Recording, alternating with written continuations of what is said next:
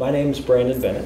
I work for an organization called Improvement Science Consulting, and I've had the opportunity over the last 10 years or so to learn about how do we make systems better when we look into them and see how they're performing and see things that we don't like or see things that we would like to be better. How do we do that? And so I've started off in Uganda just a little over 10 years ago. And I had the opportunity to direct a microfinance program for people living with HIV and AIDS. And the focus there was on improving repayment rates. So when I took over the microfinance program, the repayment rates were down in the 60 percentile range, which I don't know how many of you are aware of microfinance as a system, but that's not real good. So think about a bank who only got back 60% of its loans. That would be real bad for that bank. And it was for us, and so we were running out of money to help people start small businesses and sort of bring themselves up out of poverty. And so that was my first formal improvement project, was how do we get people to repay those loans? Come on in, welcome, we're just getting started. Grab a name tag and take anywhere. Yeah, so that was the beginning. And from there I moved into formal health systems and focused in South Africa on HIV and AIDS again, looking at clinical pathways of care. How do we get people onto antiretroviral medications, and then looked at how do we prevent mothers from passing the disease on to their children, and ended up staying there for several years, and eventually was there as a representative of the Institute for Healthcare Improvement based in Boston and Massachusetts. And from there went to Boston and continued to advise on projects around the globe. The last couple of years I've been working here in New Zealand on a part-time basis with Ko Awatea. Many of you will be familiar with Ko Awatea up at County's Manukau District Health Board. And I've had the opportunity to work on a variety of projects locally within the Middlemore Hospital there, as well as nationally, working on the CLABSI work that was prevalent the first couple of years that I was here, and then now get to participate a little bit on the Falls work that's going on.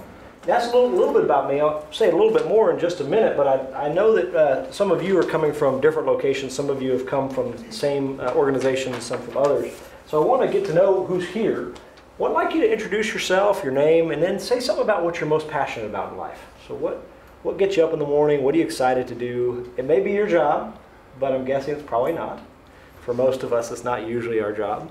But there may be something else that you're really excited about. I'd like to learn a little bit about what that is. I'd like you to share that with your neighbor.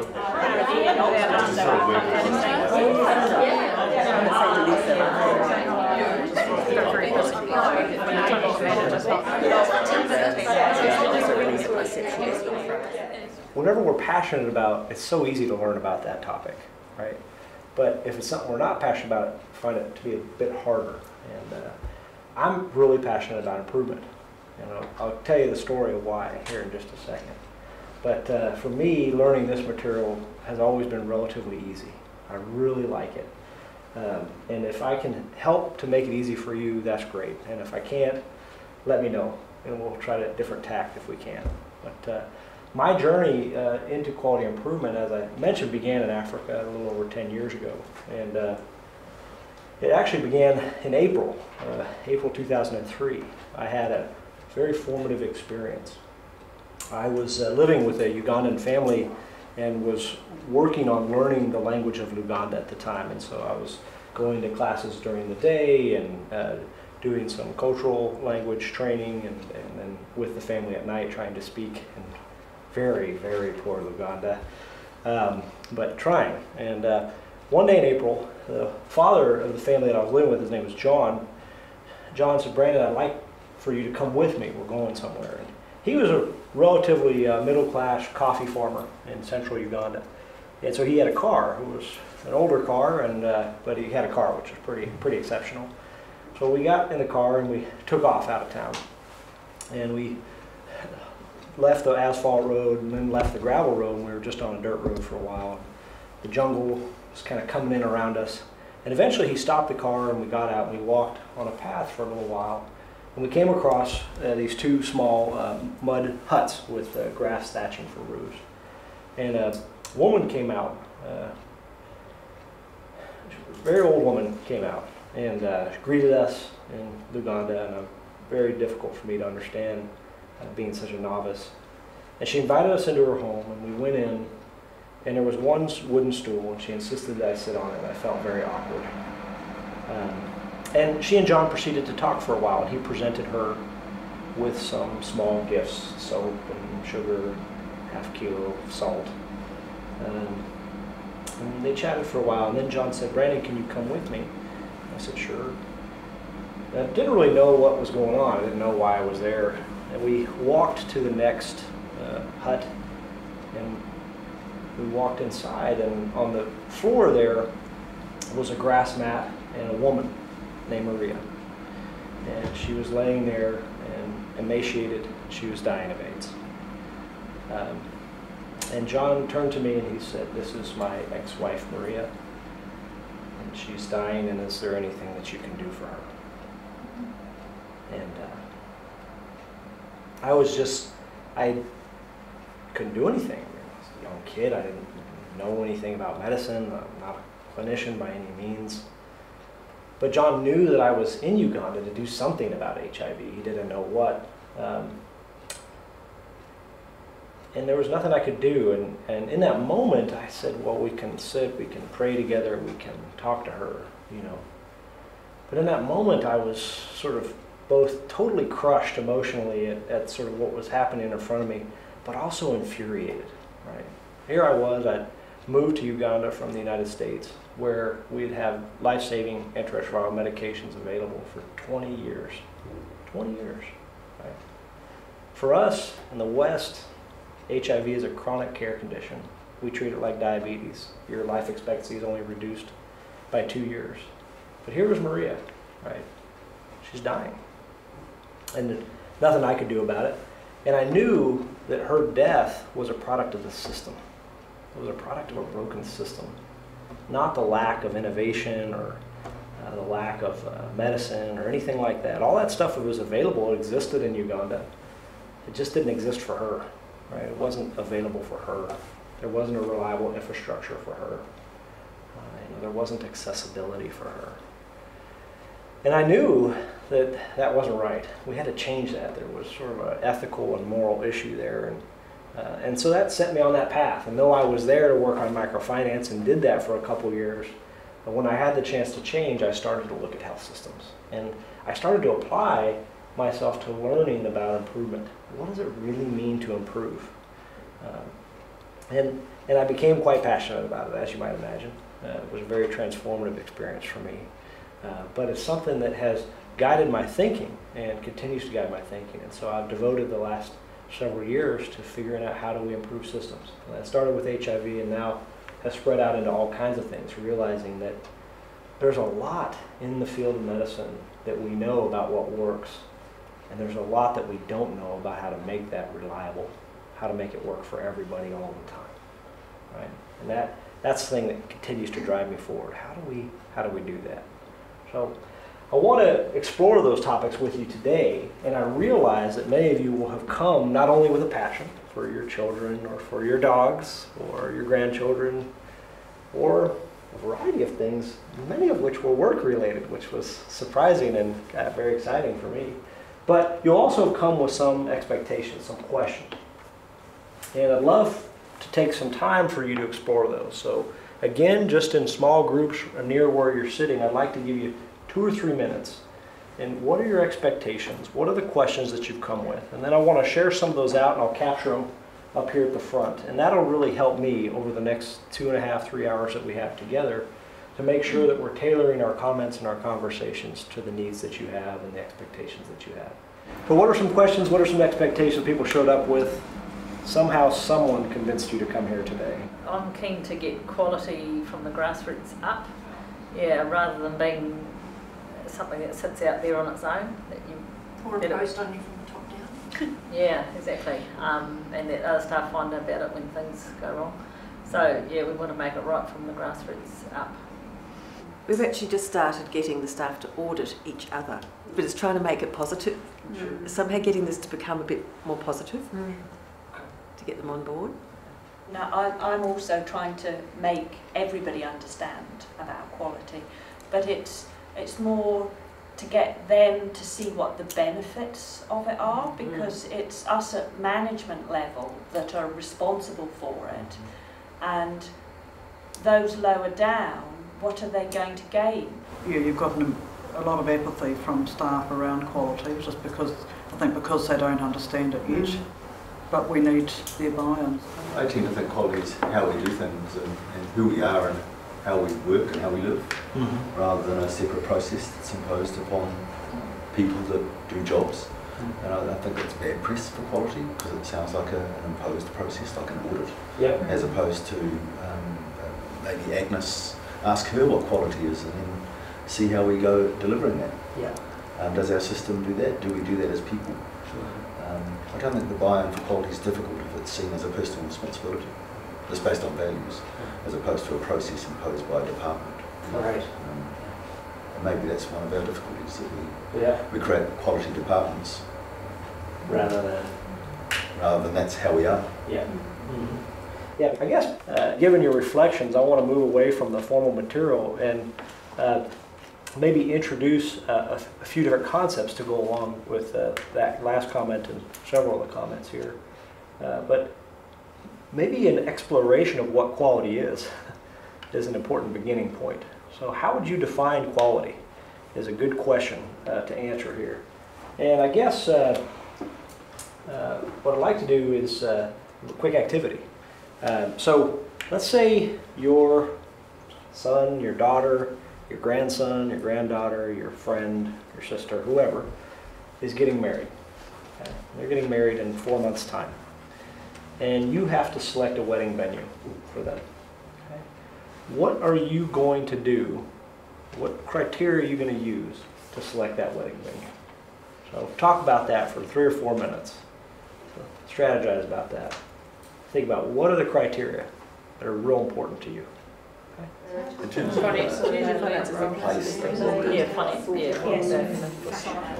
Let's hear a few things. What are some criteria that you would use to pick out this venue? Price. Price. Budget. Okay. So the cost would be one. So taste, personal taste. Okay. So there's going to be so preferences are going to come into play here. Okay. Location. Location. Oh wow. Okay.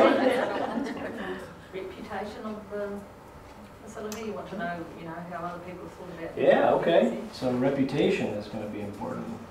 What if I lived on the west coast of the South Island here? What's another one that's going to be important? Well, where you have Good it. umbrella. Yeah. So maybe if it has an indoor facility or an outdoor facility, right? So that might be an important one. What else? What else do you care about? You're going to have this wedding, then what are you going to do after the wedding? Food and entertainment. Ooh. Do we care about those? What can the venue provide? So do they have food? Is it good food? Is it the kind of food that you want at that wedding? Okay, or that the bride and groom would like? Okay. Indoor, outdoor, food, entertainment. Okay.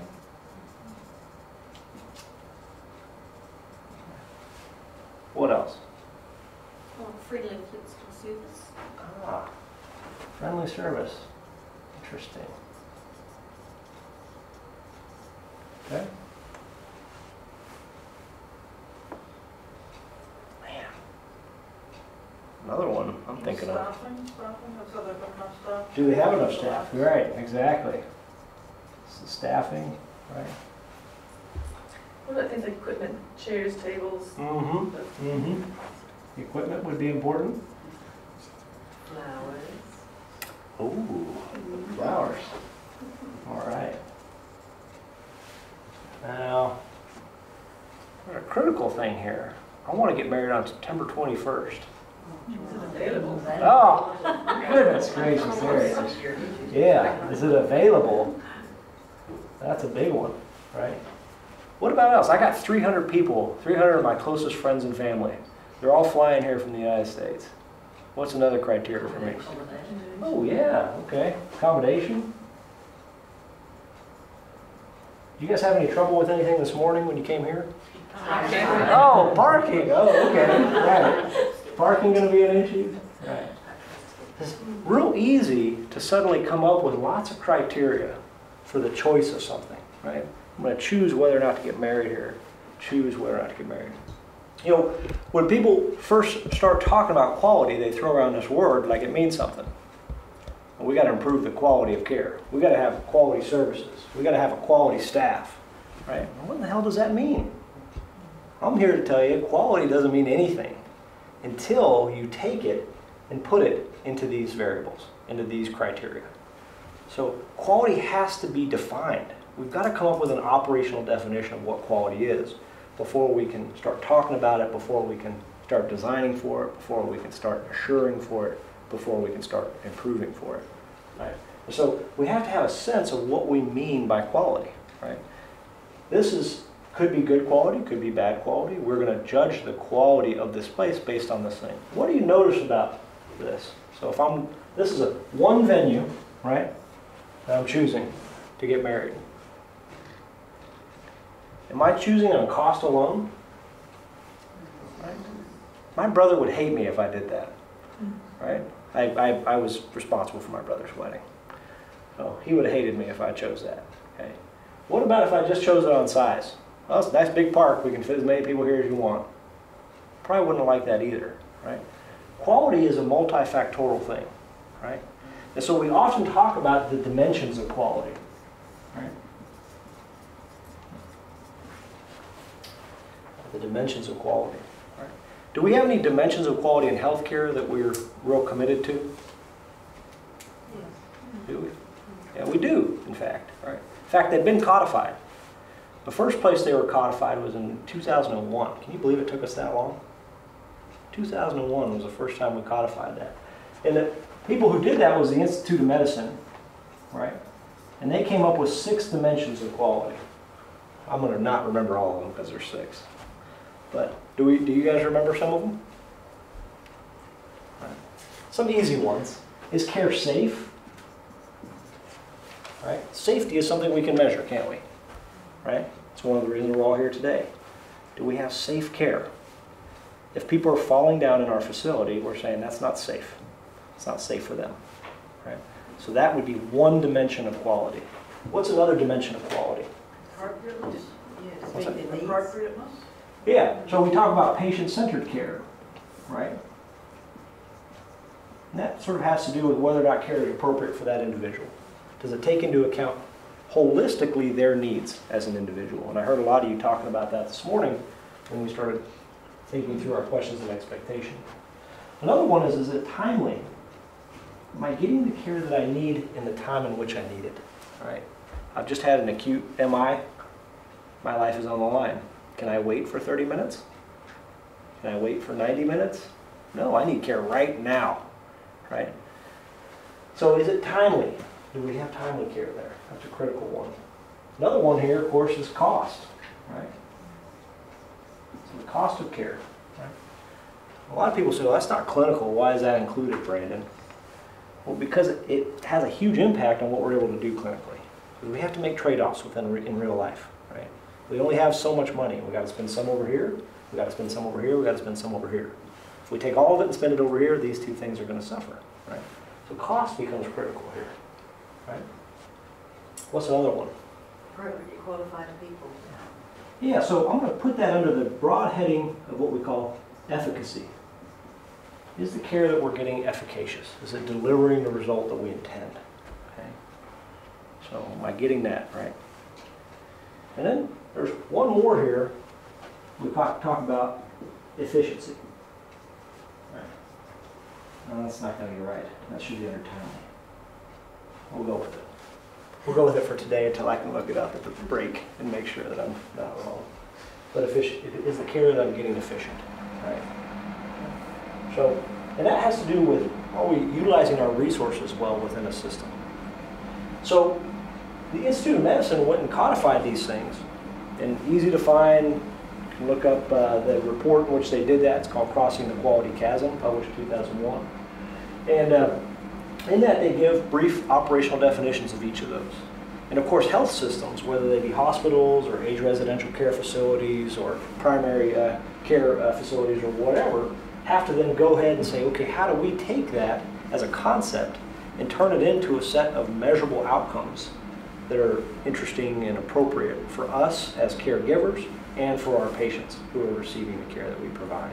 Okay? And so we have to go out and find things like how do we measure safety? So we come up with a falls rate, or how do we measure cost, right? Or how do we measure efficacy and so forth. Okay? So, but the work of defining quality is huge, and it is a precursor to all other things that we do in terms of improvement. Right? So if we want to make something better, we first have to know what it is that we're going after. Right? If I want to improve my wedding venue, I want to attract more customers, well, I got to understand, how do I measure whether or not service is friendly? Right? How do I do that? What defines friendliness? What does that mean? Or how much accommodation do I really need? And how would I know that? Right? I have to ask those hard questions that require definitions here. Okay? That make sense? I know it seemed ridiculous at first, didn't it? Wedding venue. Yeah. But it really is so easy for us to think of those things, because that's kind of an everyday activity that happens. We either have been married, or we know people who have gotten married, or we've gotten to be involved in various wedding type activities. It's real easy for us to come up with defining quality around that issue. Problem is we don't always pause to do that around care. We don't always pause to do that around our health systems and our health infrastructure. Right? So it's helpful to kind of make that leap there. Make sense? Questions on that? Was there any reason why you divided it into 4 boxes instead of just doing a list? Well, I was going to, yeah, that's a good question. And more or less, yes, there is a reason that I did that. And so it sort of worked out the way that you guys brainstormed various criteria. But in my mind, if I'm thinking about measuring quality, the quality of some system, there's probably 4 types of measures that I think are really valuable. So one type of measure, and we're not going to cover this formally today on the slides, is going to be outcome measures. Okay? All right. So these might be real specific. Like for us, it might be our falls rate. That might be an outcome measure of interest, right? Or it could be a harm rate of some kind, or a mortality rate. Something that's very definitive, that the health system is keeping us accountable to. Okay? Saying, you got to do this. This is real important to us. So we have outcome measures of some kind. But those aren't the only measures that are going to be relevant from an improvement perspective, particularly if we understand the multidimensionality of quality. Other types of measures are going to include process measures. And these are going to be reflections of the system's ability to do the day-to-day work. Okay, so to do the day-to-day work. And we'll try to explore that with some real examples as we go. Okay. Now, another type of measure, of course, are financial measures. We have to understand something about the financial cost of our system, how it's performing, what we're spending our money on, how much, how frequently, and so forth there. Okay. And still another one in my mind is something about the internal workings, about our staff. Okay. So we'll call that staff or staff satisfaction.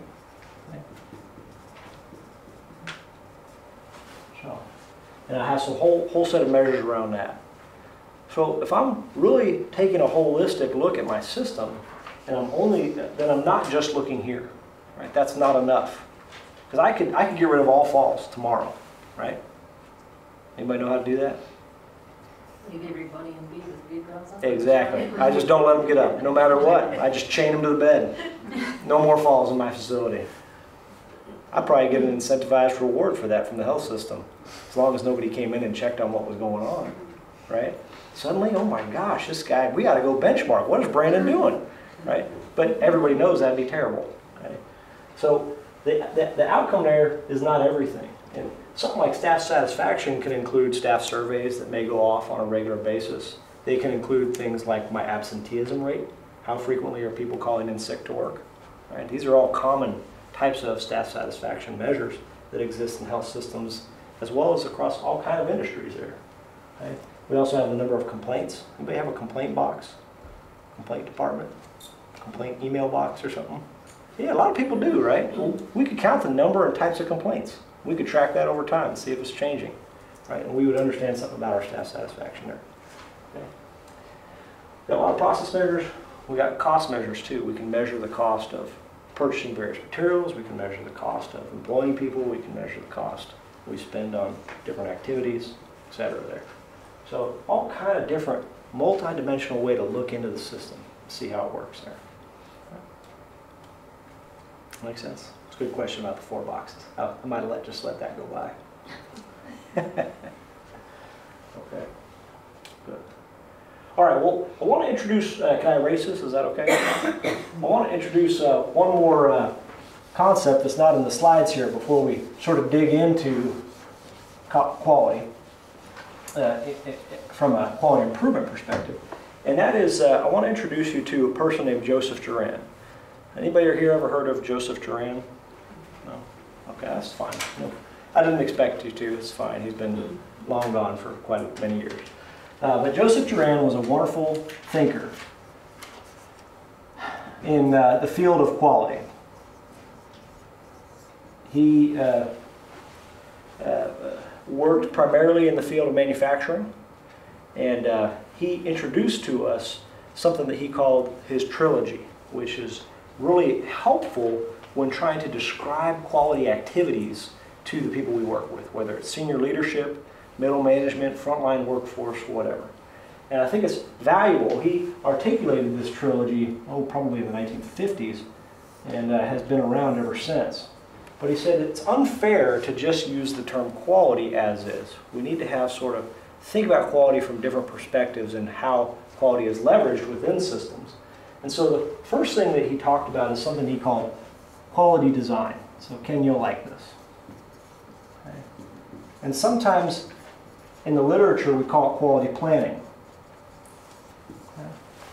And this is when we're first getting started on a system or process. I want to build a new facility. What do I need to do? I need to take all of the best information, all of the best research, all of the latest thinking, and I need to design the system from an infrastructural perspective using that. I don't want to use blueprints from 50 years ago, or 30 years ago, or even 10 years ago, or 5 years ago. I want to use the very latest and get the very latest there. And that can work for infrastructure. It can also work for process, right? So we don't currently have a process to accomplish X. Well, we need to figure one out. We need to design something to do that. So we need to take our best subject matter expertise and leverage that to design that. Okay? And so that is an activity that occurs, and we call that quality design or quality planning. Okay? Then there's this other thing that we call quality control. Right? And in healthcare, sometimes we use this word, assurance. Okay? So quality control is about understanding whether or not what we have designed is producing the intended outcome. Right? So in manufacturing, we design, say, a factory. We design a process of assembly for, I don't know, a car or a toy or a computer or whatever. And then we put that factory into production. Right? And at the end of the line, what do? We go and we take that car, we take that toy, we take that laptop, and we take it apart. And we look for defects. We look for things that aren't the way they're supposed to be, given our design. Okay? So this has a heavy element of what we call inspection or audit. Okay? And it serves a very important function within systems. Right? Inspection or audit tells us about the current level of performance of the system. Okay? It tells us whether or not we need improvement. Okay? But it doesn't tell us how to improve. Okay? It doesn't give us any insight into how to improve. It just says things are not working here. Okay? And it's usually based on some sort of minimum level of performance. So in manufacturing, we throw out things that are defective, right? Or we rework them and then sell them. Okay? In healthcare, we say, well, there's certain minimum standards we have to meet, right? If we have too many falls, then we have a problem. Okay? If you don't, then you're fine. Okay? And so we sort of think of that as being the floor. It's the minimum that we can get by with as far as quality is concerned. Okay? That's what quality assurance can do for us. It tells us where things are broken. It tells us the bare minimum that we can get away with. Okay? And then Duran talked about quality improvement.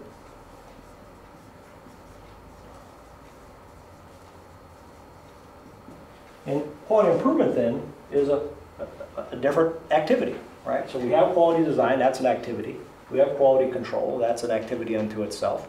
And then we have quality improvement. And here what we have are tools and techniques that take us from where we are right now, where we have discovered that we are, to where we want to be. So leadership comes in and says, okay, I see that we have a falls rate of X. What I would like is a falls rate of Y. And quality improvement steps in and says, okay, here are the tools and techniques that can help you get there. Okay? So I understand now my current level of performance. Here's how we make it better. Here's how we achieve a new level of performance. Okay? So this can be real helpful when you're working with various stakeholders within your organization. And it can help diffuse a lot of tension from my perspective in when you're trying to communicate with folks.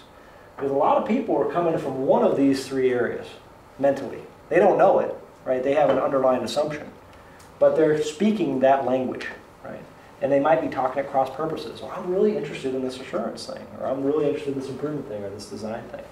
We can get people sort of saying, okay, well, my comments, my questions, and so forth here are around this issue. Then we can help to sort of diffuse any arguments or disagreements or so forth that can come up. It can also be helpful just to kind of contextualize where we are as an organization, what it is we're trying to accomplish. Some organizations are in the planning phase, right? Ken, you said you're helping plan some things right now, right? So you're not so interested in controlling or improvement right now because you're in the design phase. How do we design the infrastructure, the process, the human resource needs, and so forth in order to meet the demand that we think we have or that we will have, okay? That's an activity going on up here. Right? Now, other of you are in the midst of providing care on a day-to-day basis.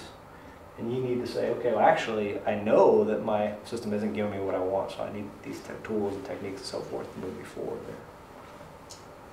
Today, we're going to mostly focus here. Right?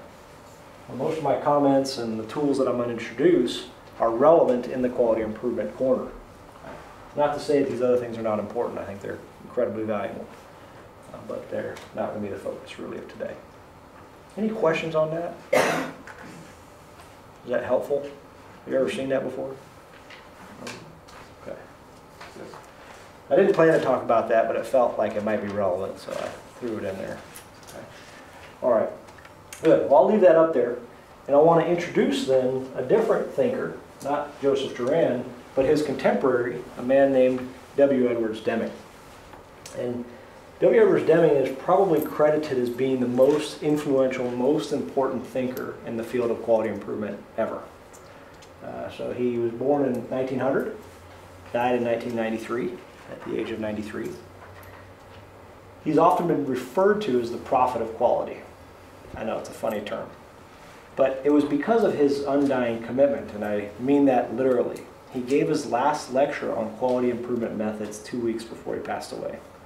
The age of 93 from a wheelchair on oxygen. He just never gave up. He always thought that we could be doing better, and for him it was a moral issue. For him it was, we need to be doing better, whether it's in the production of vehicles or the application of education or the delivery of health care. We could always be doing a better job. And so he wanted to get as many people interested and capacitated to do that as possible. A real interesting figure, and he wrote extensively, as you might imagine, somebody in his position might do. And the final book that he wrote was published in 1992. It was called The New Economics for Industry, Government, and Education. And in chapter 4 of that book, he introduces what he calls his system of profound knowledge. For him, this was a culmination of 60-plus years of working directly in the field of quality as a consultant and thinking about management theory. And what does it require to actually improve any system? And so if you hear other people who talk about Deming, they might talk about his 14 points for management and so forth. Very relevant. Encourage you to read about those, learn about them, and so forth there. But this is how he digested his life's work. It was in this one chapter. Right? And he basically said this. He said, look, if we're going to improve anything, if we're going to improve any system, doesn't matter what it is, there is knowledge that we need to have in order to make things better. And for most managers, from the perspective of Western management theory and Western management training, are taught to solve problems through subject matter expertise. And that's where most of us start our journey, right? So we start our journey in university, we study something, we go deep with it, whether it be at the bachelor's level, master's, PhD, MD, whatever. And there are all kind of different degrees that we get. And we become truly expert at this one thing. And then what do? We leave academia and we go into practice. Well, now we start working in the real world. We start applying all of that knowledge, right? And we start learning on the job about what works and doesn't work and so forth there. And we develop subject matter expertise. We become experts. And then when people have a problem with something, they call us up. They say, hey, I got a problem with this issue, and I know you're an expert in it. Can you help me think about it? Right? And that's great. We have to have that. Deming would argue we have to have that. But there's this other type of knowledge that we don't ever really get formally trained on, most of us anyway. And we have to have it too if we truly want to improve. And he called that profound knowledge. So he said it's comprised of these four things. One, we have to have the ability to understand variation within the system that we're trying to improve. Okay. So what do I mean by variation? I mean measurement. We have to have the ability to see into the processes of day-to-day work and understand the variation that works. So if I'm running a hospital, I need to understand whether or not the 300 people who came through my emergency room today is a normal amount of people or an abnormal amount of people. Right? How would tomorrow I might have 305. Is that abnormally high? And the next day I might have 275. Is that abnormally low? Right? What are the methods that we use to do that? Well, there's a whole field called statistics, and within that field there's a whole branch called statistical process control methods that allow us to understand variation, that allow us to look into variation over time when measuring a system's performance and figure out what is normal, acceptable, expected, stable variation from our system and what's abnormal. How do we know when the system is changing? Right? How do we know objectively? Right? So most of us are not trained in that, and therefore we're left with our subjective understanding of performance. So, I've heard a lot of managers and senior leaders present some data and they say, well, we had 3 months in a row of growing revenue. Looks like things are going great. Right? Well, how do you know? That's not an objective thing to say. That's a subjective look at a few data points. Right? So we have these whole methods that exist, and most of us don't have a chance to learn about them, but they do exist, and we can learn about them once we're made aware of it and so forth there. So understanding variation is critical. Second thing here, of course, is that systems are comprised of people, right? Often forgotten by managers. But the psychology of change is critical, and I heard a lot of you talking about that this morning. How do we get people excited? How do we introduce them to improvement in a way that's going to take them where they want to go, and where we want them to go within the system? Well, there's a whole field devoted to organizational psychology. There's a lot of folks who have written extensively on how we message change, how we make change acceptable, exciting, attractive, and so forth there. And so there's all kind of things we can learn about how to do that, how to bring change to a system. So who was it? Somebody said that, Gabby, you're probably an expert in this. You said you love change management, right? Psychology of change, critical, right? The literature is rich and deep on what works and what doesn't work within systems there. Okay? The other thing here is something that emerged right around World War II and has continued to influence us and as a field. It's called systems thinking, right, or systems design. And there's been some real important figures, from Alan Turing, who helped invent the first computers, to people like Jay Forrester and Russell Ackoff at MIT University, who taught us about how systems are put together and complexity and complex dynamic systems and interrelationships and interaction effects that occur. But having a sense of how a system works is important. Dr. Deming, we're not going to go into this in too much detail today, but Dr. Deming argued that about 94% of a system's performance can be attributed not to the people who work within it, but to the system itself. 94%. Duran argued it was about 85%. Okay? He put a little more emphasis on people. But what you notice here, that people are not really responsible for the outcomes that we see. And so if we're going around blaming people, firing people, and so forth there, we might have the wrong perspective. Right? People are working within a system that has been designed. Right? And we have a saying within healthcare, every system is perfectly designed to achieve the results that it gets. Every system is perfectly designed to achieve the results it gets. If we look at a system and we see the performance and we don't like it, we have to question its design before we go questioning its people. We're not going to cover that too much today, but I'll just throw that out there and we can debate it over tea in a little while. I was taught by someone many years ago that there's always the 3 Ps when something goes wrong. You always go to the process first, then the product, and the person comes last. Perfect. Yeah. That's right on. That's right in keeping with this style of thinking there. Right? So process would be one way of thinking about the system. How do we actually map the system? Can we visualize the system, the interactions of processes, how the steps are within a process are put together, and so forth there. Well, that's there. And then there's this last one here called theory of knowledge. And we're going to explore that in more detail in just a little while. But a theory of knowledge really gets at the heart of what we believe about why things are the way that they are.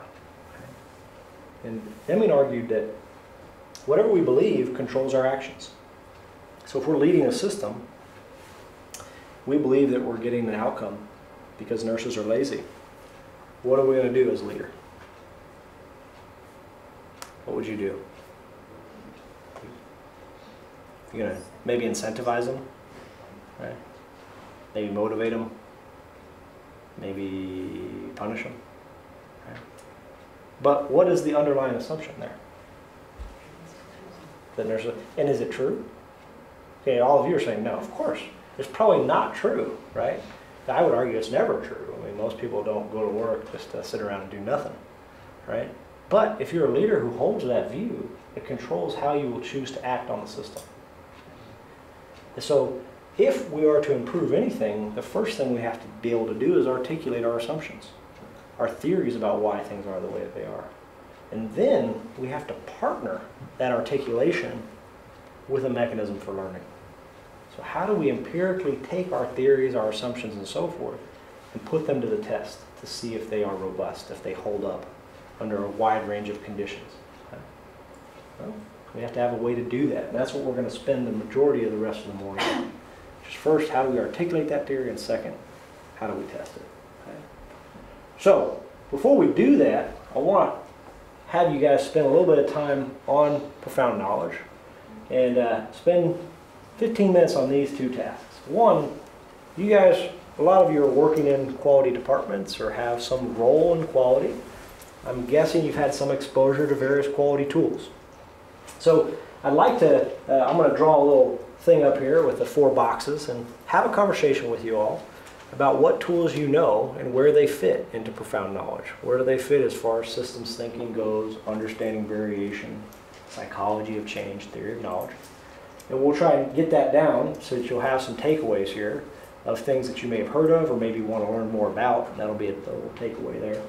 And then within your own system, maybe think about which of these things are you applying and where are you not? Where are there gaps in your thinking about how to pursue quality? Right? And then we're going to move forward with that theory of knowledge part specifically. Do a little report out here. What were some of the tools that emerged that you're using, quality improvement tools that you may be aware of or might be using, maybe not? And where did you put them as far as things go? I'll take some notes up here. Internal audit? Okay, where do you see that here? In the systems, but probably variation. Yeah, probably here. Yeah, probably put that internal audit there. Okay. And in terms of Duran's trilogy, where would you put that? Pardon? In terms of Duran's trilogy, I'll challenge you there. Where would you put that? Yeah, probably in that quality control triangle right there. Yeah, good. Other things, other methods or tools? Put that benchmarking. Benchmarking, good. Where would you put that? Well, that's a variation thing too that you've done. Variation. Benchmarking. Well, tell me what you mean by benchmarking first. Comparing, hopefully, like with like, but variations within there. As in. So it's like going somewhere to learn about something. Is that what you mean by benchmarking? Comparing. Comparing. Right, infection rates, falls rates. I don't know, all those sorts of things. Between one facility and another? Yeah. Okay. Yeah. So I might put that here. It's sort of has a systems component, because we want to understand what systems are doing. It also has a theory component, what might work for us, right? So what might work for us. So benchmarking might go there, yeah. What are some other things that people came up with? Peer review. Say that again? Peer review. Peer review, okay. Where would you put that? I put it into knowledge actually. I suppose it's systems as well. Okay. And again, what are you trying to accomplish improvement-wise there with peer review? Identification of learning goals and how you would go about improving. Sure. So Might have a psychological component too then. but you're also measuring as well. So Yeah. Put that there. Anything else? And you've got your quality tools, and which is part of the lean thinking process mapping. Okay, process mapping. Where would we put that one? Systems. That's systems. Yeah, good. Okay, I'm happy with that.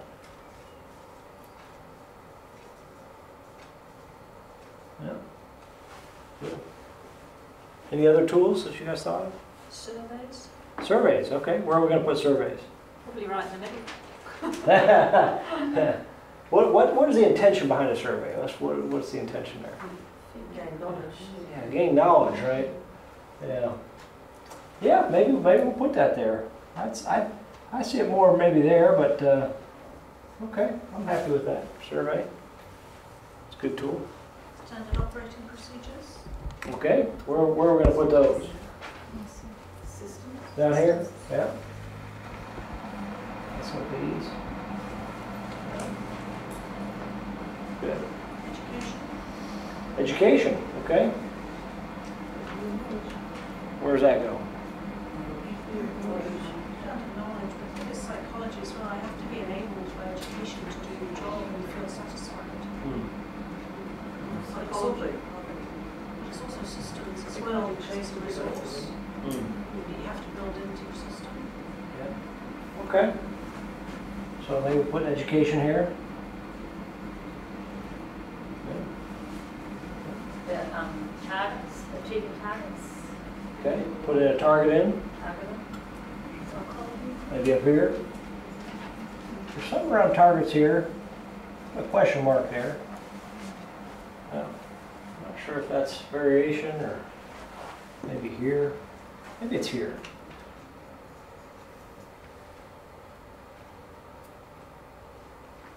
Okay. Any other ones? Appraisals. Annual appraisals. Yeah. Okay. Is that sort of an internal audit kind of thing? Yeah, it's a tool. Sort of like that, but for what, an individual? Okay. Ooh, scary. Don't like that.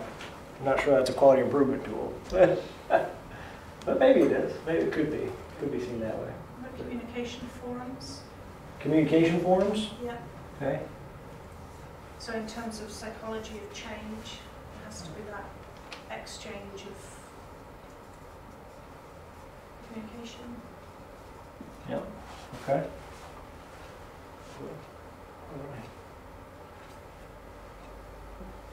There are a lot of other tools that exist out there. Things like, one of the ones we're going to talk about in just a minute is called a driver diagram. Has anyone ever heard of that before? No? Yeah, one person? Okay. That'd be one. Up here, of course, we have, I mentioned them briefly, we have what we call SPC, or Statistical Process Control Methods. We also have the run chart, in terms of understanding variation. Yeah, process mapping, a real good systems tool. Another one that we're not going to cover today is called a linkage of process. Tries to understand those complex dynamic relationships. Good. Well, psychology of change here. All kind of things here around things like norms. There's norms for all kind of things, right? From decision making to meetings, teamwork, and so forth there. Right. What about motivational interviewing?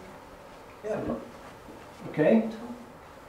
I'm not sure I know what that is, but I think it's making people want to change. okay. So whether it's a patient that you're trying to educate or a manager trying to Okay. improve. Yes, absolutely. Absolutely. Good. A lot here, okay? And a lot more that's not here. That might be worth exploring. Quality improvement as a field has tens, if not hundreds of tools available to it. And I think any tool that can help you get to where you want to be could probably find its location in one of these overlaps. Dr. Deming pointed out that he saw it as a system. He pointed out that he felt like these things all fit together. They couldn't be divorced one from another, right? So in reality, we might want to squish them all together, actually. And I think you all rightly pointed out that there's elements that cross over. And I think that was intentional for him. He said, we can't really think about the system unless we appreciate the motivation of the people within it.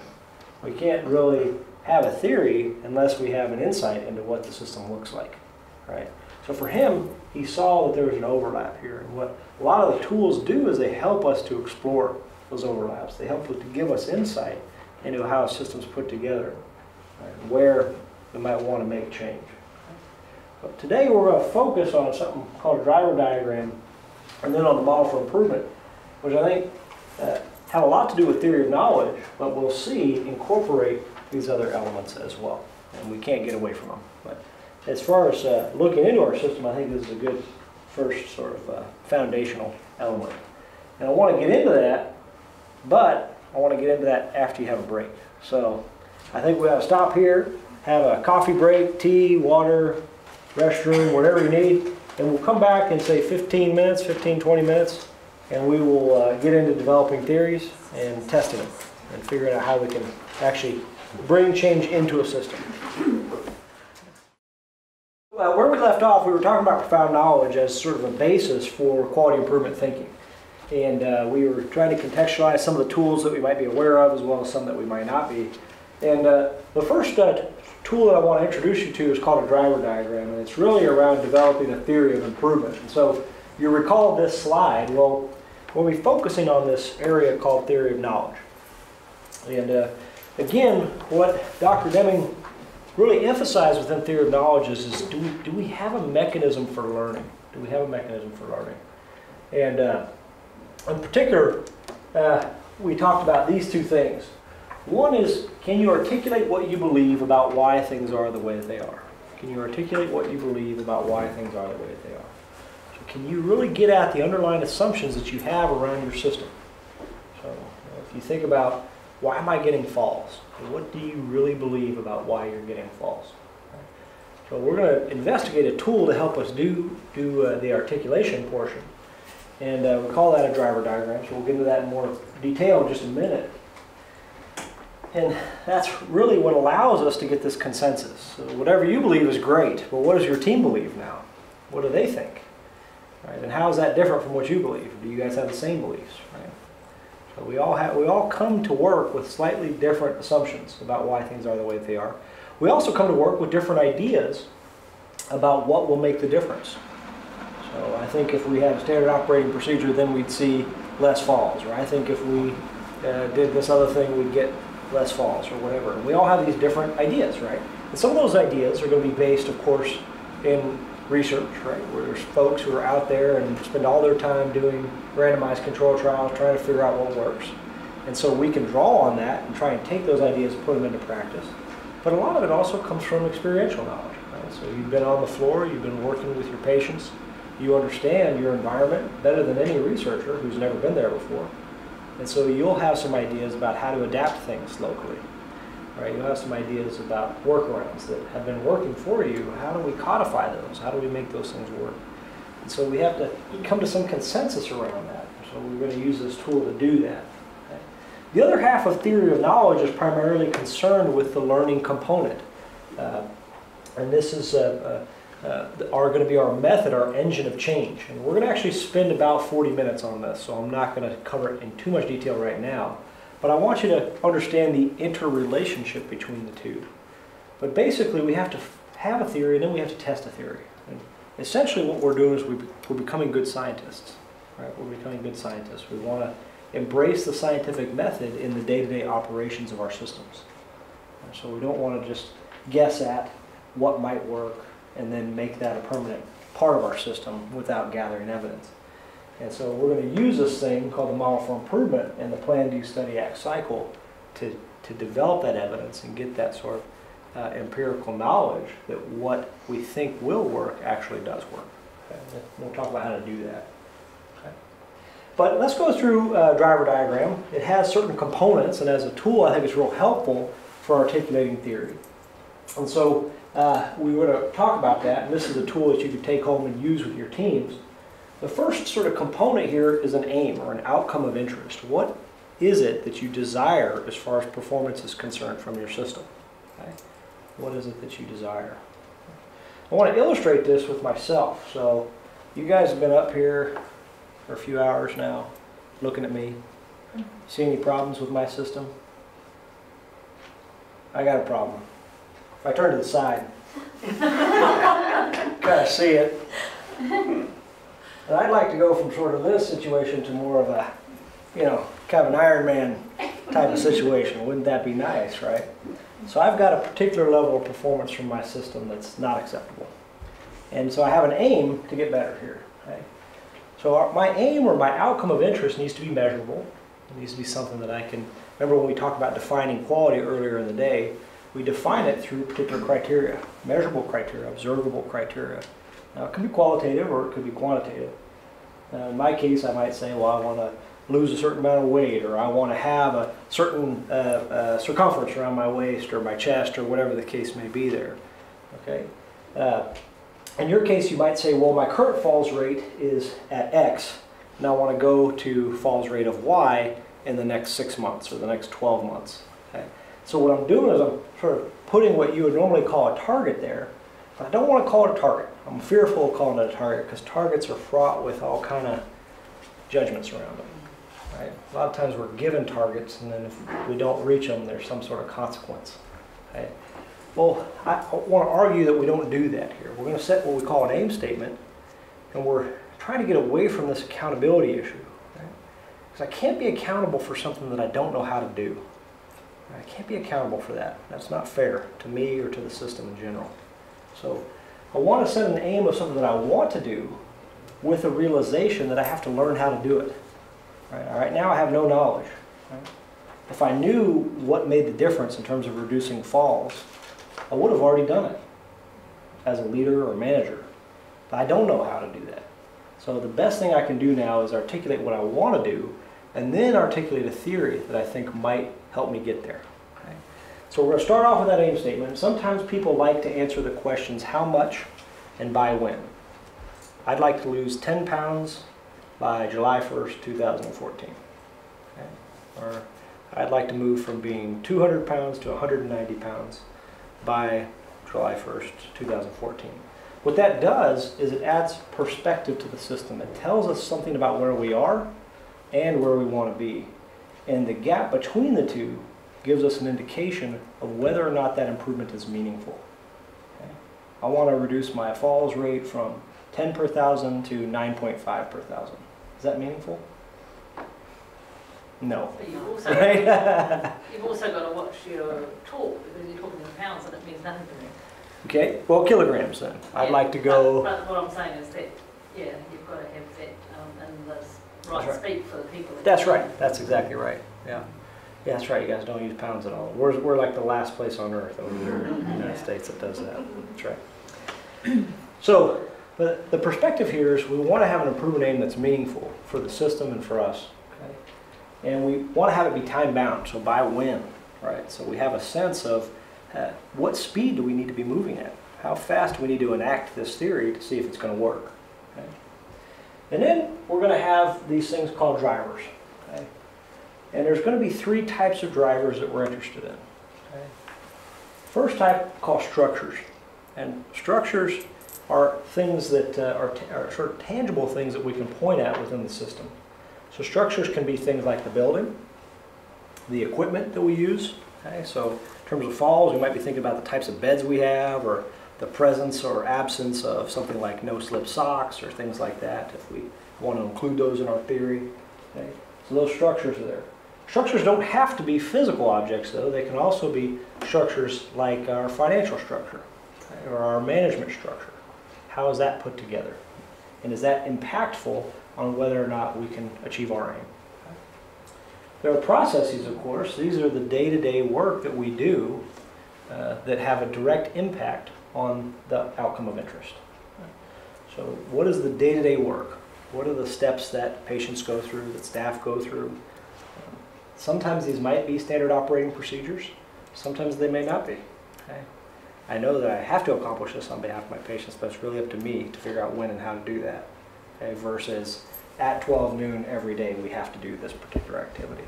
But there are processes in place, and we might identify some of those that are really important for achieving or getting at our outcome of interest. And then there's this third one down here we're going to call operating norms. And operating norms for me are explicit and tacit norms about the culture of the organization. Right? So an explicit norm might be when you show up to work, you have to dress in a particular way. Right? You have to wear closed-toed shoes, for example. Right? Okay. A tacit norm might be that when we pass each other in the hall, I won't speak unless you first speak to me. Okay. Now, I wouldn't. Like it or not, there are cultural dynamics that exist within the political environment where we work. Okay? And those tacit norms may have an impact on our ability to achieve performance from the system. Okay? We've learned that time and again in medicine, time and time again. Right? Right? All the way back to Semmelweis and the introduction of hand washing. Right? Who was doing the hand washing and who wasn't? And who had the power and who didn't? Right? Midwives were washing their hands, doctors weren't. Doctors had all the power. That was bad for women. Right? There were cultural dynamics at play there. They weren't explicit, and sometimes they were, but a lot of times they had to do with just how we treat each other, the power dynamics that play there. And those can be real important, and we might need to question those if we're going to achieve a particular change in performance from the system. He also died at a mental institution. What's that? He died at a mental institution. Yeah, well, that's too bad. We're all prone to our various mental illnesses. No, he wasn't mentally ill. Oh, he died in it. Because oh, he got put into one. Yes. Oh, there you go. Wow. Hope that doesn't happen to me. So we have these types of drivers, okay? And we have them at what I would call primary or secondary level. Sometimes we just have primary drivers. We don't need secondary drivers. But what I'm going to call these is key leverage points in the system. Okay? These are key leverage points. These are the things that we believe really have to change if we are to see a change in performance. So these could be structures, they could be processes, they could be norms. Right? And we say if our belief right now, our theory, is that if we can change these things, then we will see an impact on the outcome. Okay? Now, sometimes those things are big, like a management. Somebody might say, well, our management structure needs to change if we're going to reduce falls. And I say, okay, well, let's put management structure in this box right here. But then you say, well, Brandon, management structure, how am I going to take action on a management structure? Well, okay, good, let's break that down. So what element of the management structure needs to change? Or what elements need to change? Let's take it down to the secondary level. Okay? So at the secondary level, if these are broad or conceptual or feel somehow vague or difficult to kind of get your hands around or make a change on directly, then we need the secondary level as those specific actionable places within the system where we can take action. For example, we have a real problem with communication, okay, within our system. That's a problem for us. Okay, where do you communicate? Where are the places where you communicate? Well, Brandon, our key issue here is in handovers. So our handovers between shifts is where we have real problems with communication. So communication, big bucket. Handovers is that moment in time where we can take action, where we can do something differently. Okay? So these are all those things. And what I want you to notice about that is that the aim or outcome, there's no silver bullet here. It is multifactorial. Right? There's no one thing that's going to magically make falls disappear, or it's going to magically improve on our cost of care, or magically improve the timeliness of care, or whatever. It's going to be a variety of things that need to change in order to get to a better outcome. So it's just a systems thinking coming into play here. And so we want to try to identify as many of those things. Now, some things we don't have power over. We don't have the opportunity to change that. So, you know, Brandon, we think if we had a new building, we could do that. Well, nobody's going to hand you $10 million to build a new building tomorrow. So maybe don't include that on your theory, right? Maybe try and pursue things that you can take action on. So that'd be an important piece of the puzzle here. Of course, then you have specific change ideas. These are the, this is sort of the where. This is the what and how you can do things differently. So, Brandon, we have a problem with communication at our handoffs. And I have this idea that if we introduce SBAR, that we're going to dramatically improve our handover for patients. Have people heard of SBAR before? A few people have. So if you haven't, talk to the nurses around you. They probably know what it is because they're brilliant. And they probably had to experience it or use it and have used it effectively. So now that becomes a change idea. It becomes a different way of communicating in that moment where a handover is occurring that allows for the appropriate information to happen in a timely way so that nothing gets missed there for our patients. So when you're developing a theory of improvement with your teams, there's lots of ideas, right? And this list of ideas can come from all kinds of places. As I said, it can come straight from the literature, from research. It can come from your own experience, right? My own experience as an improvement advisor is that I'll go into any floor in a hospital or into any age residential care facility or primary practice, and I'll just talk to some of the staff. What are your workarounds? What are the things that you have to do to get your job done that aren't part of your standard training? People will tell you right away. They got all kinds of things. Oh, I kind of hoard a few of these products over here close to my workstation, even though they're normally stocked on the floor above. Anybody ever done something like that? I mean, there are all kind of little workarounds that people have who work directly in patient care. And those are good ideas about where we can start to make permanent changes in the system. So we can capture some of those and, of course, take advantage of them. Now, at this point, what we don't know is if they work. We don't have any idea about that yet. But we do have a theory emerging that if I do this, it'll have an impact here, that'll have an impact here, and that'll hit here. So let's come back to me for a second. Let's bring this into reality. This belly right here. Okay. All right. So one of my processes is that I eat, right? And so eating is a process for me that's important here. And for me, there's sort of the number of calories going in to my body might be a real particular driver that I can take action on, right? And so what are all the different change ideas that I could have to take action on the number of calories going into my body? One thing I could do is I could change the caloric density of foods I eat. So what's the difference in calories between a pound of steak and a pound of iceberg lettuce? Right? Big difference, right? So I could eat the same amount of food, but have a different caloric density, and I have a belief that that will impact on the calories going in, and that will ultimately have an impact on my overall body shape, right? Okay. Another one might be I could have the quantity of food critical. So maybe I'm going to, instead of using a dinner plate, I'm going to use a salad plate. I only can eat what goes on a salad plate. Okay. Or you can eat with just one chopstick. That's all you're allowed to use. That'd be tough. Right, exactly. Exactly. Or maybe I'll set a time limit for myself. I'm only going to give myself 3 minutes to eat every 4 hours. Right? I'm going to set an alarm. Right? And I got to stuff in as much as I can in 3 minutes. And after 3 minutes, I can't eat anymore. Okay? Now, these are pretty ridiculous ideas, right?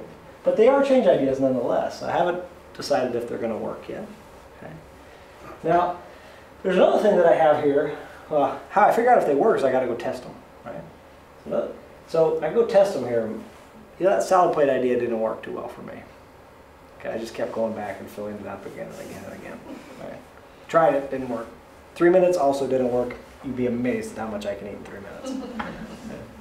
Now, there's something else called change concepts. Change concepts are the concepts that lie behind the specific actions, the specific what and how of a change idea. And they are useful because they can help lead to new ideas. Let me give you an example. So in my change process here, I want to become an Ironman, is I travel a lot. I'm on the road 60% of the time for my work. And so I decided that one of the things I need to do was exercise. And I decided that I would try running, right? Running's good. Everybody likes to run, right? Not me. I hate running. It's terrible. I tried running 4 days a week. Turns out I'm incredibly bored. I don't like it. And I'm unmotivated to do it. Okay? So that idea that could have a potentially impact on my system here is not going to work for me. So I got to drop it. I got to cross it out. But the concept behind running is a good one. The concept for me is an activity, an exercise that can travel with me anywhere I go in the world. Right? So there's a concept there that's valuable. So I come back to the concept and say, well, running didn't work for me. What might work instead? Yoga. Yoga is something that can travel with me. I can do that in any hotel room anywhere in the world. It turns out I like yoga. I like meditation. All right, I like that.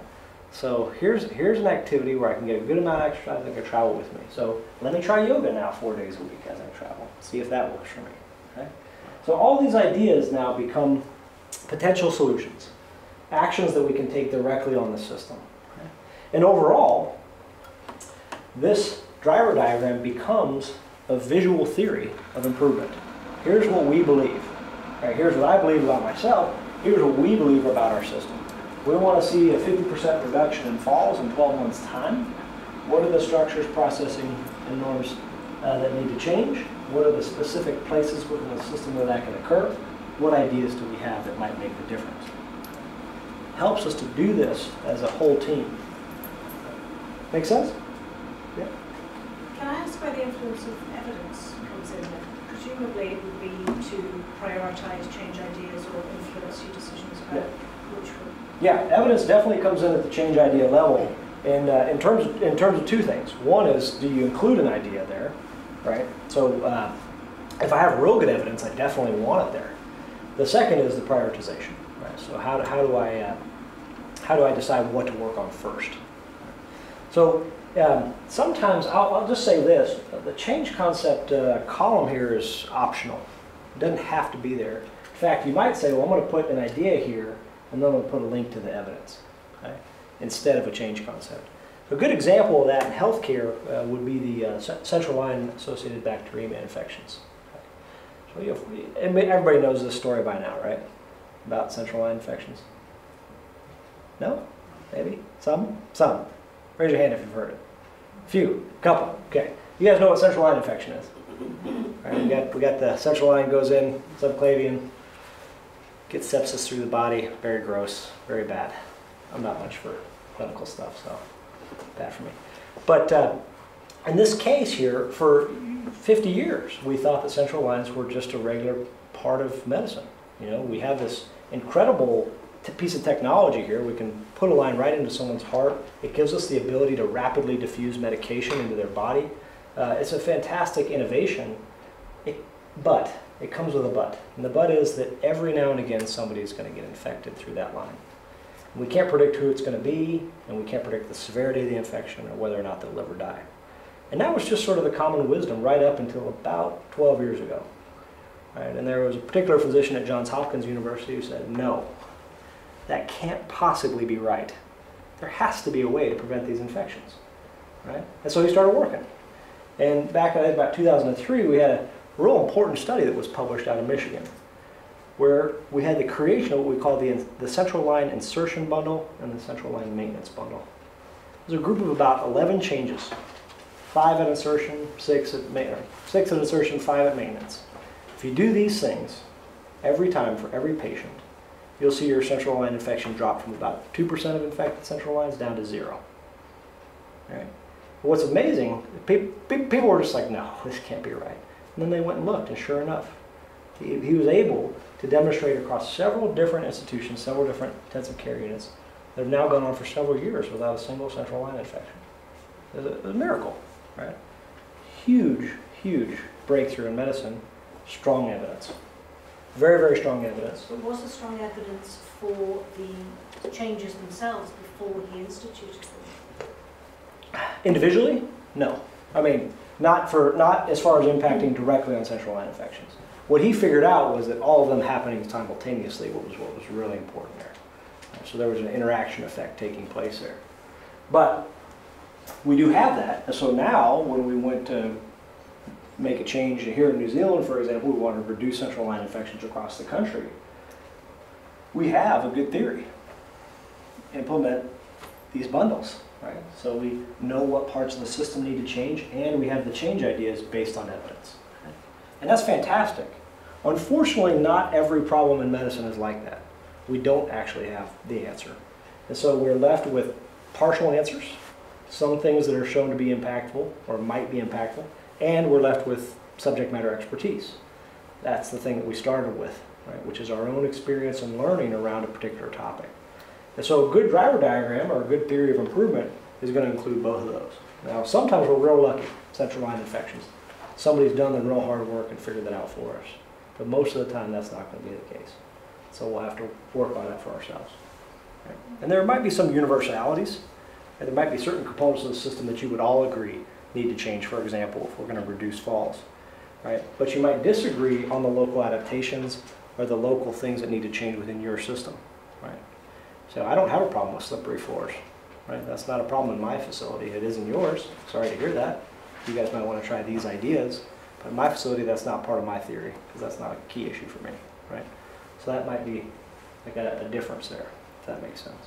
It's quite an important first step here that I'm always surprised about, is that people have quite different ideas about change, and there are some things they just consider are not changeable. Right. So they don't get to the aim or outcome. Yeah. In fact, to stay the same. They just say that's that. That's and part I think of life. some of the bigger breakthroughs that we started to talk about are because someone said, well, that's not acceptable anymore. Yeah. So let's have a look at whether we can change that. Right. So we've had that issue with falls. Falls aren't Yeah. changeable. Yeah. Yeah, from a psychology of change perspective, we have to first become dissatisfied with the status quo if we are to motivate for change. We have to, and that's sort of part of, you guys said, how do we get people to buy in? Start telling patient stories, right? Start telling patient stories. Here's John. John fell and broke his hip in our facility last week, right? Because of these 3 reasons. And that becomes a very powerful motivator for folks to get in and help people become dissatisfied with the status quo so that they are willing to then engage this conversation and do something different. There's a real wonderful man, Jim Conway.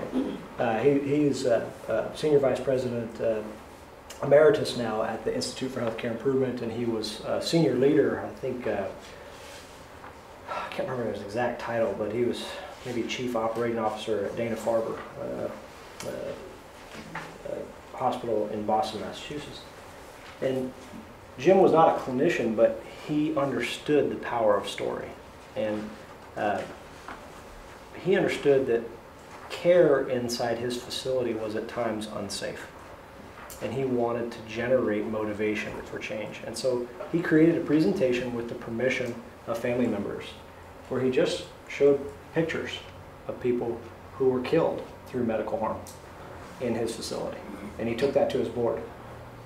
And he said, gave them the stories, allowed the patient voice to speak very, very clearly there. And Jim began a transformation that I think has rippled across the whole of the United States at this point, and indeed the world in many places, where it just made a huge, huge impact on folks. Right? Just to be able to share that perspective, right? And to allow people to not just see numbers, but to see people and to become dissatisfied with the status quo. I think it's real, real powerful there. For me, it was Maria. You know, it wasn't just a number. It was Maria, this woman who's right in front of me right now. And there's nothing I can do about it. And that's a systems problem. You know? So good. All right. So the critical thing that we're going to continue to talk about here is once we have a theory in place, we need to try to learn as fast as we can whether or not the change ideas we have will actually create impact. And so what we want to do is partner that with the model for improvement. And essentially in 2 or 3 words here, what it means is we're going to take these ideas and we're going to test them. Right? We're not just going to put them in place and say, yes, these will work. They are now the new status quo, the new de facto way of doing things. That's unacceptable. What if they don't? We wasted all these resources making them permanent. So we don't want to do that. The first thing we want to do is test them out and see if they work. So we're going to try them out, and I'm going to talk about how to do that for the last little while here. And what happens is we're going to learn. We're going to learn that running doesn't work, and yoga does. We're going to learn that the salad plate doesn't work, and the 3 minutes does, or whatever the case may be there. And so through these rapid iterative cycles of learning, we will transform our theory. And as we learn what works and doesn't work, we will scratch out ideas or add new ones. We will scratch out certain parts of the system that we thought needed to change and add new ones that we now know need to change. Okay? So that will be a constant sort of loop for us, a learning loop, if you will, of how to make things better. Okay? So I want to give you guys an exercise here to experiment with the use of this tool. And I wasn't sure whether or not you had ever seen a driver diagram before, so I created these 2 options. Pretty sure nobody had seen a driver diagram before, is that right? Yeah. So I think maybe go with option 1 here. And if you've come from an organization, maybe work on this as pairs. If you come from different organizations, maybe partner up with somebody and see if you can come up with at least the beginning of a shared theory. Okay? But spend, I don't know, we'll call it 10 minutes, let's say here, since we're getting a little low on time, and begin to outline the drivers and change ideas. And here's a key point of learning. Sometimes it's easier to start with the change ideas and work your way forward. Right? Our minds sort of tend to naturally go that direction. We already have ideas about how to make our system better. But now what I want you to do is articulate your assumptions about what parts of your system those ideas are meant to impact on, and work your way back towards the aim statement. Okay? Have an aim. If you've then got some ideas, then work your way back. If you've got an aim and you feel like you can work left or right logically, that's great. Absolutely do that. But partner up 2s and 3s. See if you could start one. I don't expect you to finish one in 10 minutes, but I want to give you a chance to just start to play with the tool, get into the messiness of it, because it is messy. What did it feel like to go through this? What are you experiencing? What are you thinking as you go through it? It's hard to be clear about what you actually want. Yeah. It's difficult to verbalise sometimes. For the aim statement? Yeah, we're trying to achieve so many things, but you've got to really be very specific for each goal. Yeah. Good. So you could have 10 or 20 of those You working towards your major You goal. absolutely could, couldn't you? Yeah. They've been looked over. And that is a bit about embracing the messiness of and complexity of our systems. You know, we will have that. Sometimes with very complex outcomes, we have what we call nested diagrams, where we would take a primary driver of some type and we would build that out as its own diagram. So we might have a large one that incorporates several different elements of the system that we want to change, but each, for practical purposes, for testing purposes, gets specific in its own right. Yeah, very, very difficult that way. Other reflections? I like it because it's logical. Yeah. In a way, it is a type of logic diagram, right? So there's or logic model, if you will. There's a lot in the literature about logic models. I would argue that this fits real closely with that. We sort of were discussing it and realised that's what we were sort of doing. Mm-hmm. Yep. But we didn't recognise until we started talking about what we were doing, and you could actually marry it into that quite nicely. Trace that in. Yeah. Good. Can I just ask a question regarding people's feelings and emotions being in that first driver? What kind of section would you put that under? How people feel about their work or their... Well, yes, if one of the problems is, for instance, fear, would you slot that into the operating norms? Very much so, yeah. And fear is a big one. Yeah. Dr. Deming, and probably he has a book even more famous than Out of the New Economics. It's called Out of the Crisis. And I referenced his 14 points for management. Point number 8 is probably one of his more famous points that never changed. It's drive out fear. The responsibility of leadership is to drive fear from the organization.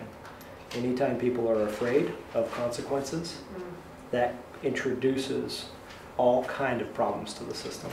Because if I'm afraid that I'm going to be punished for the outcome of the system, and I know that I'm not responsible for that, but the system is designed to deliver that outcome, what am I going to do? I'm going to start fudging the data. I'm going to start try to bring other people in, do all kind of things that are suspect just to preserve myself. And that all starts with the basis of fear. So he saw that as a real critical issue within organizations, and one that senior leadership has to tackle head on. That one of their primary responsibilities is to drive out fear from the organization. Yeah. I wonder then, think about that, it's a great thing to talk about, isn't it? It's fear itself, for all of us, ourselves and the driver diagram itself reduces fear, because it's a rational process to start pulling it apart as a problem-solving model, which reduces fear. I hope so. Yeah, assuming we don't put in things like John, Mary, and Jane have the responsibility for this outcome. But yeah, if we're real good about sort of putting in that this is a multifactorial issue, it's a systems issue. Then what people that are most fearful, where the change is likely to occur the most, get them to design the driver diagram. Yeah, I think that'd be real good. So does that help? Yeah, good. Any other reflections? Can I ask, this is obviously targeted towards positive change. Yeah. If you're trying to elucidate the origins of bad practice, can you use it in reverse for that? Yeah, I think there's a better tool. If I want to understand why a particular defect is occurring in my system, then I would go to an Ishikawa diagram.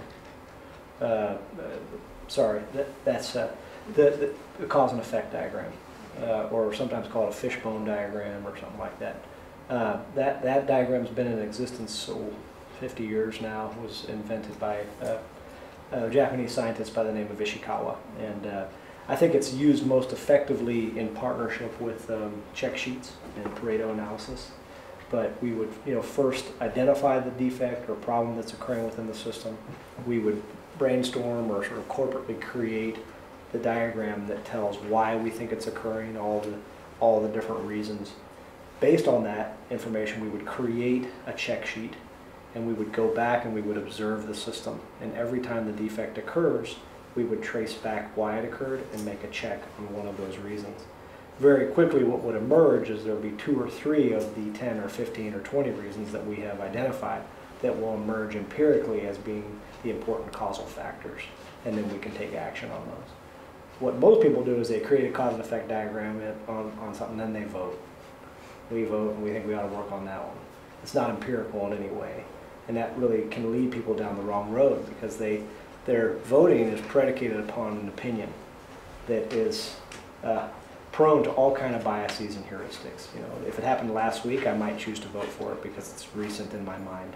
That's a recency bias. Or the first time I ever walked into this building, I saw this occur, and that's a primacy bias, and that's going to affect my vote. Or there are all kind of different, sort of things that get in the way of our opinions actually being empirically accurate. So if we take a cause and effect diagram, partner it with something like a check sheet, we can actually get objective evidence and a view into the system about what's going wrong. But I think that's a better tool if you're trying to do that. I think this is a better tool if you're trying to generate a positive sort of impact on the system. Yeah. What do you think the risks might be with this? Yeah, so one of the risks here is it may be incomplete. Okay? And another is that it may be, and in fact it will always be incomplete, and that's why we need to partner with a learning tool. But another real risk here for people who are relatively new to quality improvement is a focus on the unchangeable. Right? So people will say, well, Brandon, if we had more space, or if we just had more staff, then we wouldn't have this problem. And so I'm going to put that here. I need a new building. Well, that doesn't leave you in a very actionable place, and that's a real tragedy, because there's a heck of a lot that can be done around process, norm, and so forth there that can actually yield major improvements. One of the best hospital systems in the world at doing quality improvement work is Cincinnati Children's Hospital in Cincinnati, Ohio. They were able to avoid building a $153 million wing for the hospital just through process improvement. Right? But they are real sophisticated in their approach to quality improvement. So whereas a different CEO might have said, let's just go ahead and raise the money and build the building and that'll solve our demand problems, this group said, well, let's see what we can do to improve our efficiency. Let's see what we can do about reducing readmissions. Let's see what we can do in our community.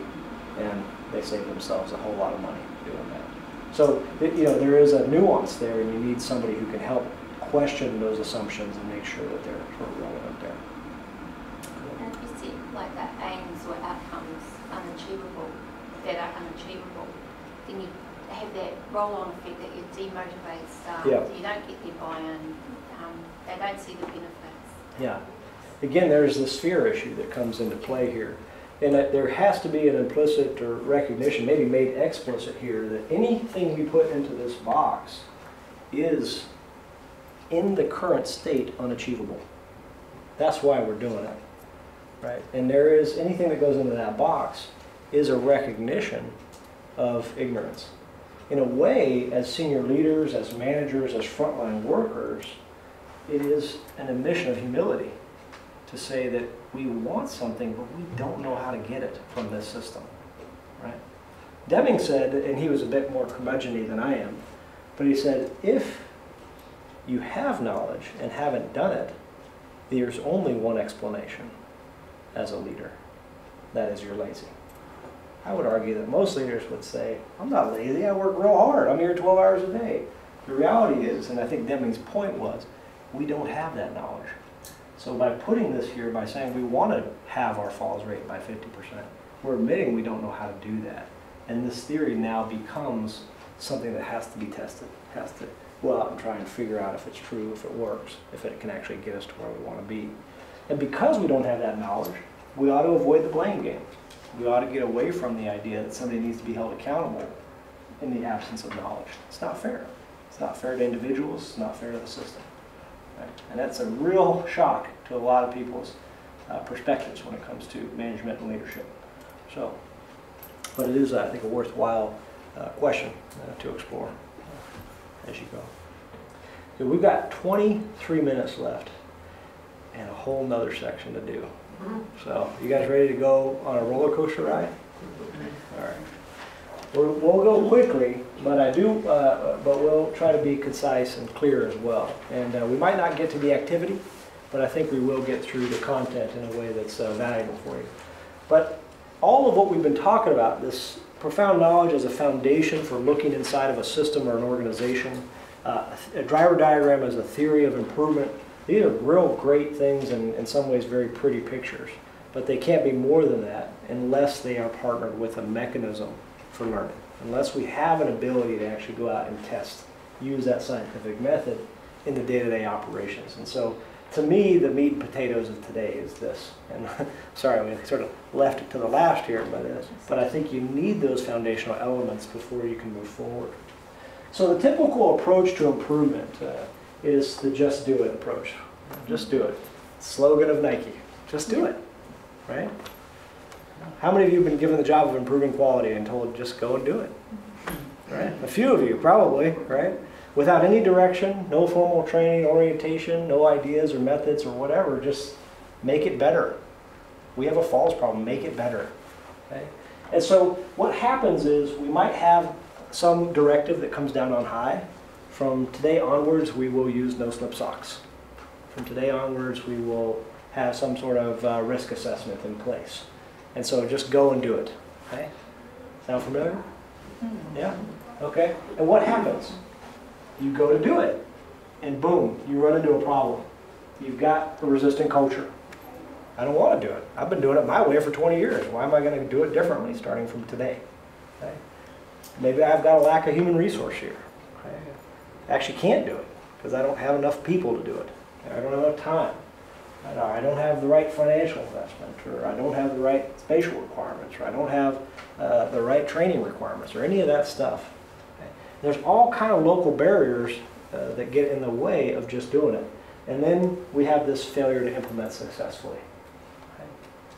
So that's the ultimate outcome. Well, you told me to do it, I went out and did it, I bumped into people who didn't want to do it, and that's what more can I do?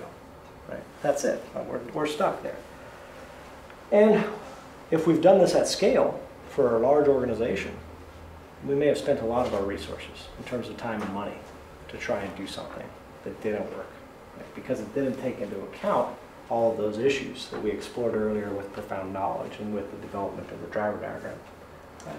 So the improvement approach is different here. It recognizes that these things exist right up front, that we do have local barriers, that there are elements of our system, structures, processes, norms, and so forth that need to change. And then we came up with a theory to deal with that. Right? We came up with a theory about what we think might work. But we don't know. There's a recognition, as I said, a humility here, that this might not work. That is our theory. And so what do? We're going to use the model for improvement. I'm going to go through that in detail in just a second to learn. And we're going to revise our theory in a learning loop here, and then to get over those local barriers, to get through that local adaptation. Now, the critical thing here is the speed at which with which we learn. That's a bit of a mouthful for me, a tongue twister, with which we learn. All right, so we're going to try to do that. Well, this particular model in its current format was published first in '96 in the Improvement Guide, first edition. This is the second edition. And it looks like this. It's got 3 questions and PDSA cycle. The Plan, Do, Study, Act cycle down here at the bottom is actually much older than the Model for Improvement. It has been around probably since Walter Shewhart in the 1920s. And Shewhart is the statistician who was responsible for creating statistical process control methods. But Deming, who this cycle is often attributed to, it's often called the Deming cycle, he called it a flow diagram for learning and improvement. A flow diagram for learning and improvement. I like that. It's his sort of students, the people who worked with him during the final 20 years of his life, who ultimately wrote this book and created the Model for Improvement. And I want to take you through it in some detail. The first part is the top part there. There's sort of 3 questions to the Model for Improvement. So if I'm going to be introducing a change, or I'm going to be starting an improvement journey of any kind within an organization, these are 3 questions that can help me frame that journey. The first, what are we trying to accomplish, gets at the heart of the aim statement. And so we sit down and we ask those questions. What is it that we want to change? By how much? When do we want to accomplish it? And so forth there. So at a macro level, it gives us focus. Right? And so I think, Angela, your point was well taken there. It's hard to focus. And I think for a lot of organizations, we know that we want to be better, but we don't know exactly around what. And sitting down and getting real clear on that is a first step in taking real action on our system there. Okay. So what's going to be important here, we're going to revisit these questions when we get to specific change ideas, but in the framing of a project, the questions are good unto themselves. The second question here, what change can we make that will result in improvement? We covered that in the creation of a driver diagram, didn't we? So there's all kind of change ideas that we have, and they may result in improvement. So we're sort of articulating them there. This helps us to explicate that, to say very specifically, here's what we think we can do differently that will make the difference. And then the third question here, really very, very important one, how will we know that a change is an improvement? Okay. And this gets at the heart of measurement. When I first started formally working in healthcare, I learned a little saying that nurses have, which is if you didn't write it down, it didn't happen. Right? And I loved it from day one. I just thought, well, that's just brilliant.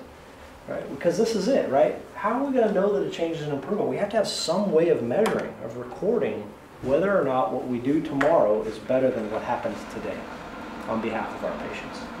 And we have to ask those questions, and we might even have to seek some outside expertise, either from support organizations or whatever, who know something about measurement to help us get inside our systems and understand what's going on. And that's fine, but as long as we recognize we have that need. The second half here is the Plan, Do, Study, Act cycle. It's an iterative cycle for learning, and it's predicated upon prediction. And I want to go into it in more detail. It starts with a plan. All right, what's the state the objective of my cycle here? Remember, I was trying to become an Ironman. That was a big deal for me. Didn't work out. I'll still might someday. You know. But my objective was to become an Ironman here. And the change that I was going to make was I was going to start running 4 times a week. Right? Now, I didn't know if that was going to work for me. So did I just implement that? Am I still running 4 times a week? Doesn't work, but I'm still doing it. No, right? I had to ask a learning question. I had to ask some questions. And my question was, will running work for me? And will I like it, right? Will I have the time to do it? Will it work when I travel, etc. there? And so I ask all these questions, some learning questions, and I make predictions. I predict that I will like it. I predict that it does travel well, right, etc. And so I make some predictions, and that's real important here. And then I got to develop a plan to carry out the cycle. Right? So who's going to do it? Brandon's going to do it. When's he going to do it? On his next trip to New Zealand. It's going to start on Monday afternoon, okay? And he's going to do it in Auckland. He's going to do it between 5:30 and 6 p.m. And going to do it down by the waterfront. Okay. Now I've got a plan to do that. I know who's responsible, when it's supposed to take place, and so forth. I can go out and try it. And of course, the last thing I have to carry out is how am I going to know if it's an improvement? Well, Brandon's developed a little questionnaire for himself. At the end of the run, he's going to fill it out. And did he really run for 30 minutes? And did he like it on a scale of 1 to 10? How much did he like it? And so forth there. So he creates a little tool for that. Okay. Now, that's critical here. Sorry that line is right in the middle, but the most important part of the cycle is the prediction. The prediction puts the stake in the ground. It basically says to everybody who's looking, your improvement team, senior leaders, whatever, this is what I believe about how my system works. And as a result of what I believe, I think if I do this, I will get this response.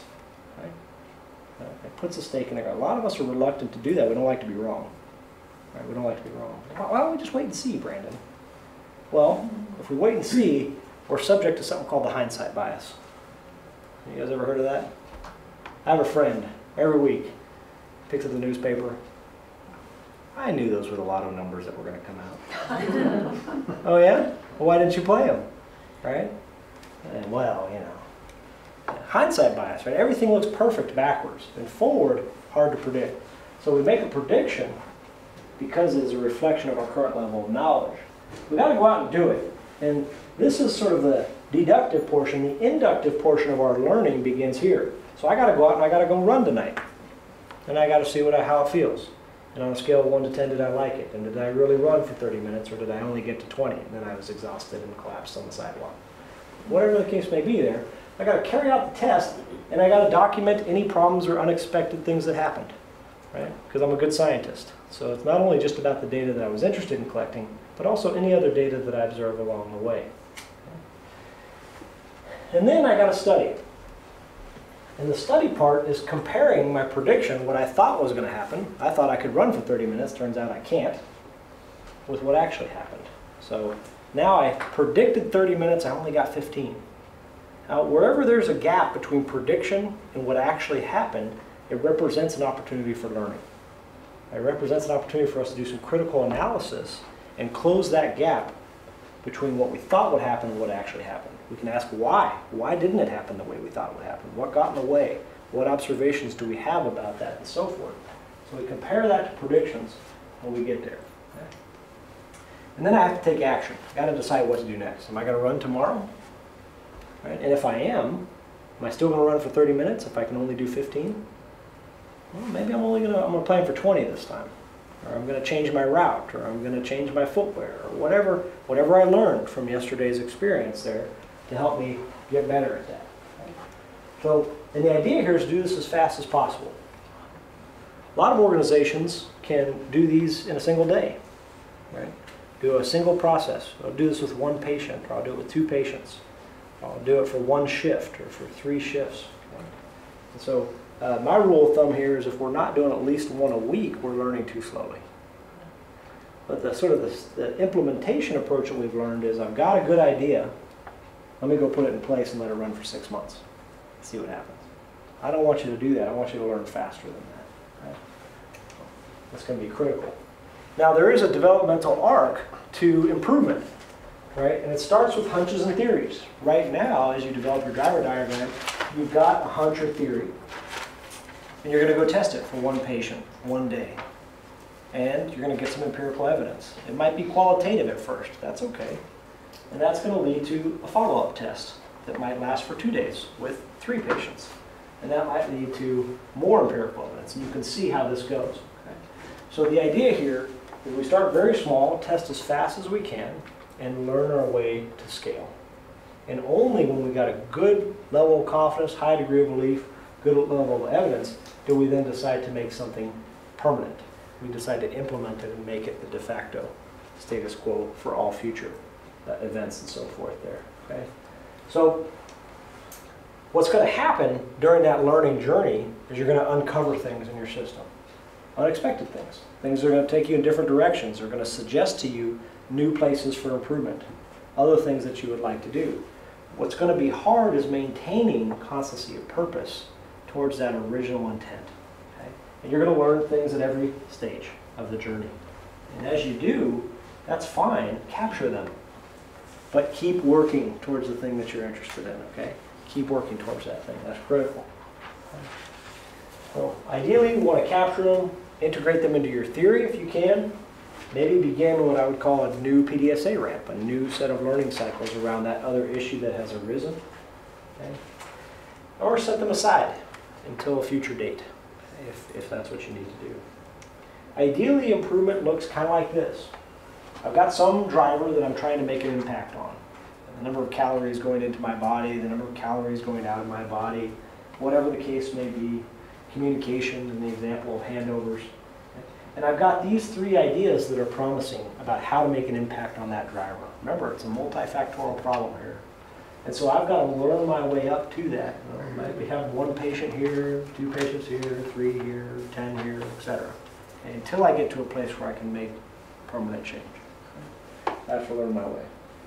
Now I've got just a few minutes left, and I do want to tell you an example here, but I want to tell you 2 examples actually. The first one comes from some work in South Africa, just to illustrate how this can be used practically. It is around the improvement of chronic care for HIV.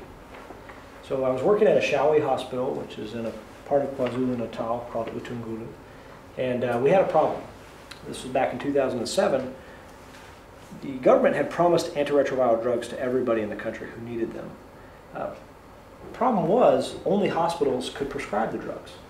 And so lots of hospitals were prescribing the medications, and once you get the medication and you start taking it, now you're a chronic care patient, you have to return to the hospital every month to sort of check on how things are going. Do you have any opportunistic infections? Are you adherent to taking your medications and so forth? So what this does is it creates a chronic care burden on the hospital, right? Now, in this particular hospital, they had done such a good job of initiating patients that they had 1,500 chronic care patients per week who were showing up at the antiretroviral clinic. And they did not have the time or resources to initiate more people onto the drugs. They could only keep up with their chronic care demands. Well, this created a waiting list of people who needed the medicines, but there was no resource to get them the medicines. And so people said, that's a problem for us because the mortality rate on the waiting list is 6% per month. So it's a high mortality rate, not good. So what can we do about that? Well, somebody came up with this idea, what if we down-referred patients to the primary care level? Once they were stable, chronically stable, we'll have them seen at the primary care level.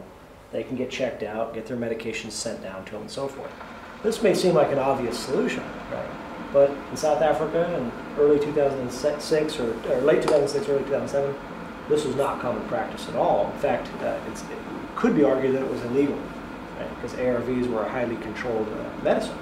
So we came up with a solution which we call the 7 steps to down referral. We got together the primary care nurses, we got the ARV clinic nurses and doctors, pharmacy, etc. Everybody around one table, came up with the 7 steps to down referral, convinced of our brilliance. We said, let's do this thing. We'll get all these patients out of here, we'll create space, we're going to solve this problem right here and now. Could have just implemented it, but we didn't. We said, let's try it. So we tried it on a Tuesday with 2 patients. We down referred 2 patients to a clinic, and on Wednesday we called the clinic and we said, how'd it go? They said, great. Both patients showed up. Nurses felt comfortable with the visit. Problem was, only 1 patient got his medication. The other patient's medication never showed up. Imagine if we had implemented this for 1,500 patients. This would have been a major failure, right? Even though we had all the right people in the room, all the right subject matter expertise, there was a step in the system that we just completely missed. Right? There was a communication gap between the clinic and the hospital at the pharmacy level. But because we tested on a small scale, we were able to quickly deliver to that person's home their medication, so no interruption in treatment for them, and we were able to learn what went wrong in the system and fix it. So the next week we could try it with 5 patients. The week after that we rose to 15, the week after that 50, and after that we implemented. In about 2 months we were able to create a 10% window within the health system to continue to initiate new folks. Such a raging success that they were invited to present it at the National AIDS Conference in June, and from there it spread, and down referral has become quite a common practice in places. It was innovated simultaneously at several different sites, but this particular hospital I think did a real wonderful job of figuring it out.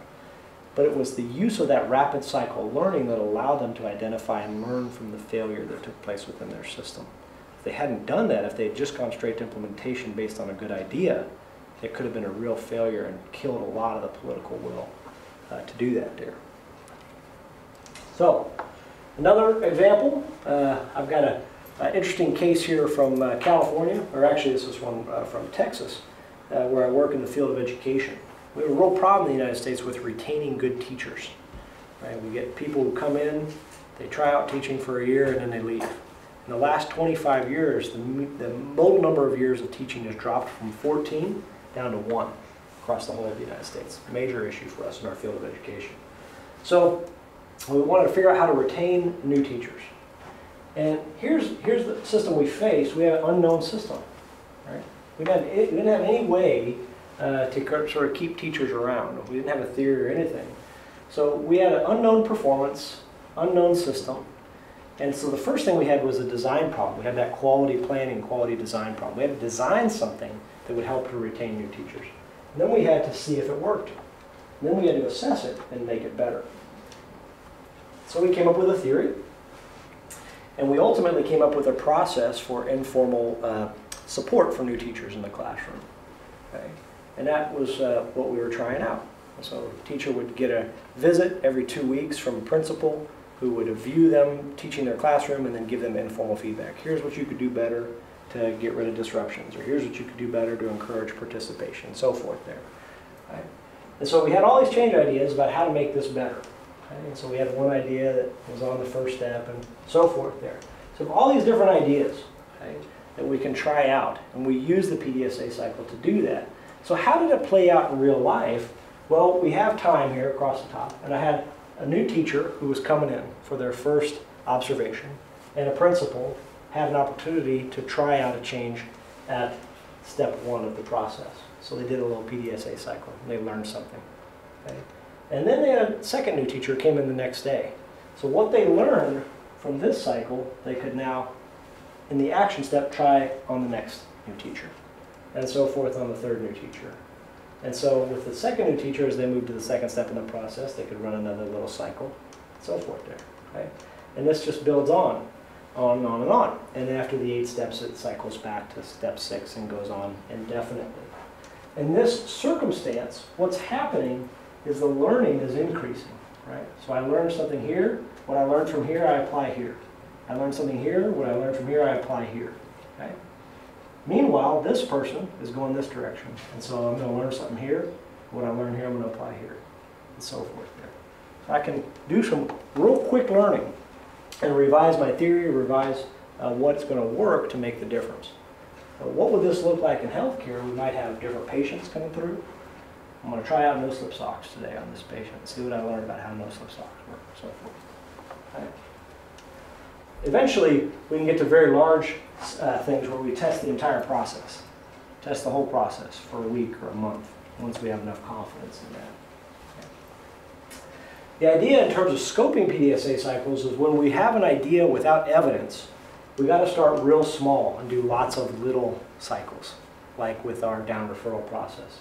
Once we get some evidence, we can sort of test under multiple conditions at a larger scale. Now instead of 1 or 2 patients, I'm doing this with 10 or 14 or 15 or 20 patients. I'm taking a week or 2 weeks to do it as opposed to a day or even a few minutes. Once we're making it permanent, we have a different level of issue to consider. Once we've got evidence of clinical improvement, we've sort of gone up this ramp. Now we have to consider all the other parts of the system that have to change to support it. So what about the human resources needs to change? Do we have to change people's job descriptions? Do we have to change training protocols and so forth to accommodate this change in clinical practice that we're doing? And how are we going to finance this? If it requires the application of some new resource, then how are we going to put that into our budget on a more permanent basis and so forth? So we've got to learn our way into those things as well. I guess I'll stop there. I'll give you this as a last parting picture and then the last 20 seconds. I've given you the plan of what could be a potential PDSA cycle. Okay? You guys have never heard of a run chart here, but a run chart is simply looking at data over time and then plotting the median of data over time for whatever data we're interested in. So here's a plan. I was trying to reduce falls in an age residential care facility up in Auckland. And we came up with an idea, which was to run chart the time between toilets visits for patients. And so we wanted to learn whether or not the use of a run chart could predict the need for the toilet among high-risk individuals. Okay. So what did we do? What change might you test? We said we're going to put a run chart and data table plotted by hand and post it on the patient's whiteboard in their room. Okay. And where will this occur? It's going to be on ward 33, and it's going to be in patient room number 12. How long will it take? 3 days. Okay. How will you accomplish this? It's going to be Sally, Jane, and John. Because the test is going to last 3 days, and they're the 3 nurses who are on the shifts that occur during the day. How will you know if the change is an improvement?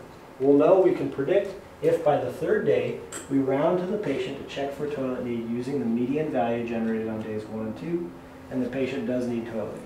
We'll also informally assess value of the change through conversation with the patient about their level of physical comfort regarding toileting. Predicting that rounding closer to the median will improve the level of physical comfort. There's some qualitative data there, and there's some quantitative. Right? So if I have a stopwatch and I say you need to go to the bathroom now I'm going to start it, and 2 hours from now you need to go again, I'm going to stop it and plot that data. And I'm going to do that 10, 12, 15 times. I'm going to take the median value, whatever that median value is, I'm going to check in with you that often. Say, okay, how often do you need to go to the restroom right now? And if it can predict, great. Then I have a tool to help me to predict when someone's going to need to get up and go to the toilet, and I can be there to help them. And that's what we're trying to learn is, will this tool have that ability to predict? Don't know if it will, but I want to learn that, so I'm going to try it for 3 days with 1 patient, just to see if that will help me to learn that. Okay? That'd be an example of how you put together the plan of a PDSA cycle. Then you go and try it. If it does work, go try it with a couple more patients, see if it's robust. Different room, different conditions, different nurses, and so forth. That's just a random idea that we came up with. Turns out there's an age residential care facility in Auckland that does this for all their patients. And it works pretty well for them. Okay. All right. Final thought as we break up here. Sorry I've gone over 2 minutes. The opportunities for learning about many aspects of the change from testing are expected to be significant, including learning from failures. Some percentage of tests, perhaps 25 to 50%, is expected to result in no improvement, to fail, but to result in substantial learning nevertheless. This is maybe the most important takeaway. Okay? You can learn a ton through failure. I'm sure many of you have heard of Thomas Edison and the invention of the light bulb and 1,000 ways not to make the light bulb. Okay? Right? But that is the perspective here, is every time a change idea doesn't work, we close that gap between what we thought would happen and what actually happened. If it doesn't work exactly how we thought, there's a part of learning about our system that can take place. The reason we go do as many cycles as we can, as fast as we can, is to learn as much as we can about our system.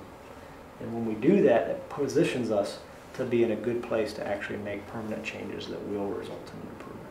Okay? So I'll leave you with that. We've gone over, and I want to respect your time, so thank you for being attentive. I'll be around for the next hour or so until the next group comes flying in here, and I'd be happy to answer questions and so forth. But thank you for being here this morning. Thank you.